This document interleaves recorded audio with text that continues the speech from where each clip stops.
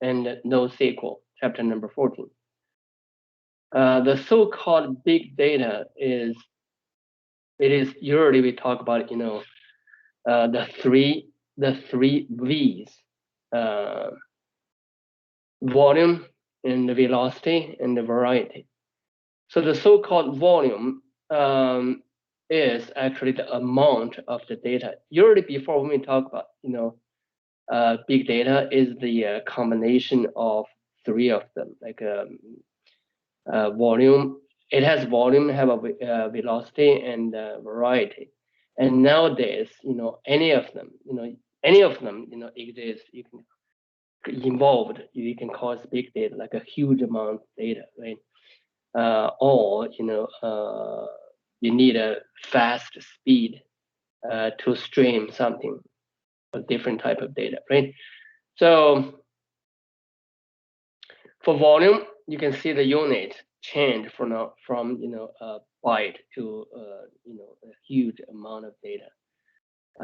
When I was in college, we talk about the MB, in the even not only storage but also the floppy disk we use to copy data, store data. And now we have a much bigger unit.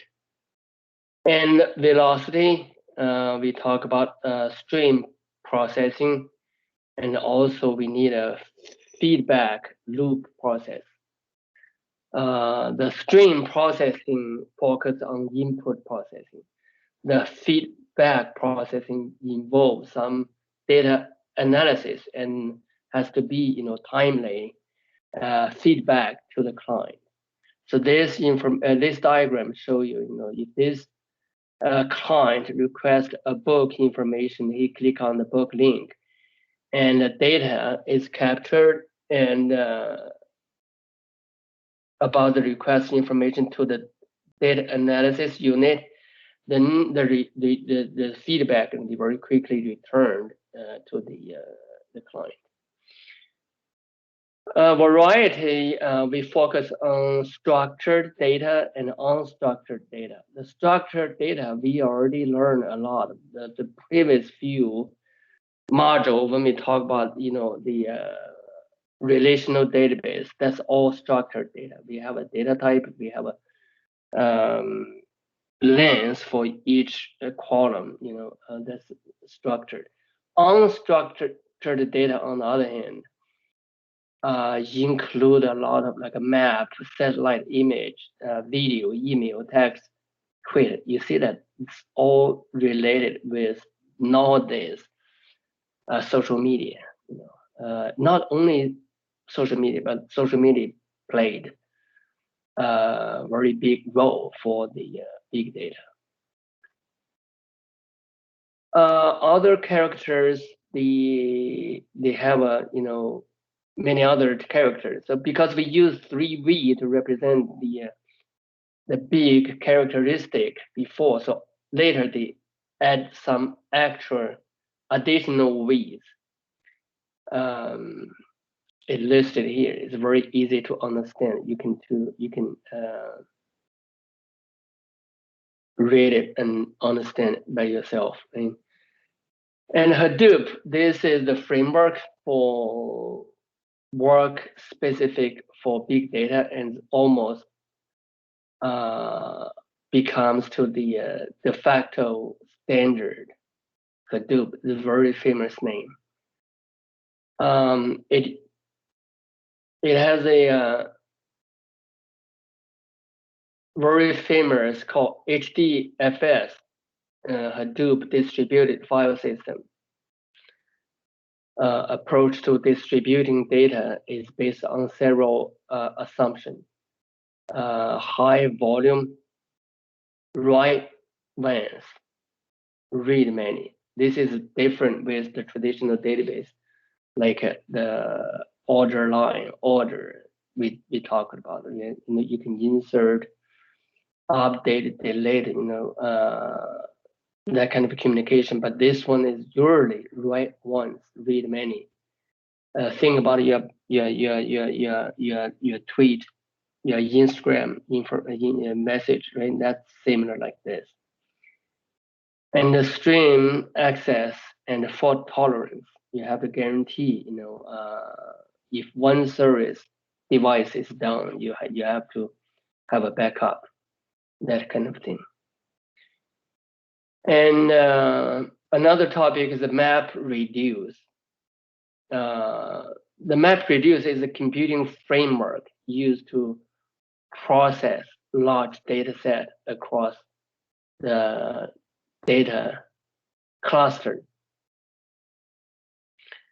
It has two different process, one called mapper, one called reduce. This diagram introduced what is the map, what is the reduce. I have some note on my PowerPoint. And this is data block.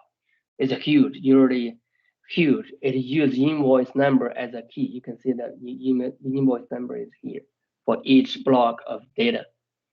And the map, like a filter, I can choose a key value pair. In this case, the product code can be a key. See, key colon 1, key colon 1. The 1 is line unit as the value of that key. So this is after filter by the map.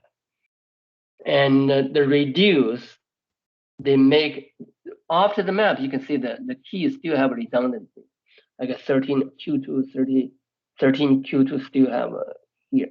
But the line unit number is different. This is 1, this is 5. So the reduce is going to sum the value together. Like a line unit is sum 1, 5, I got a 6. 2, 1, I got a 3 here. So that you can understand this way, right? And always keep in mind, all this, no matter mapping, mapper, or reduce, is try to efficiently retrieve and inject data into the big data database. This part talking about Hadoop ecosystem. This one have a 3-part. One is the one we talk about, Mapreduce simplification application.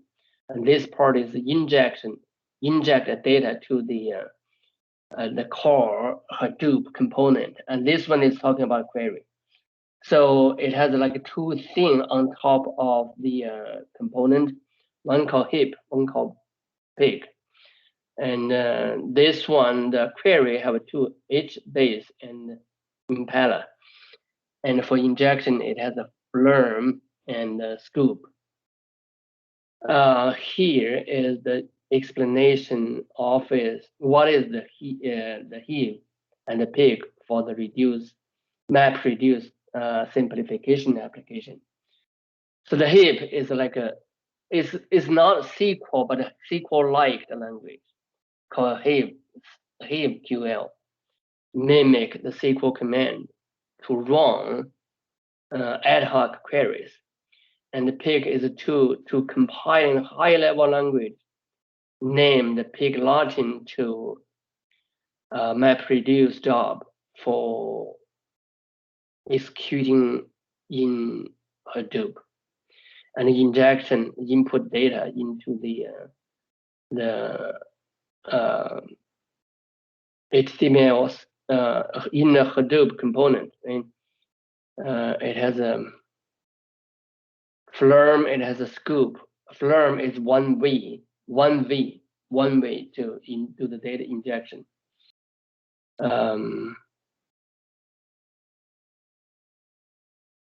Like the web service log file, not the log file here, web service log file. And Scoop is a two-way communication between the Hadoop component and the traditional database, a relational database.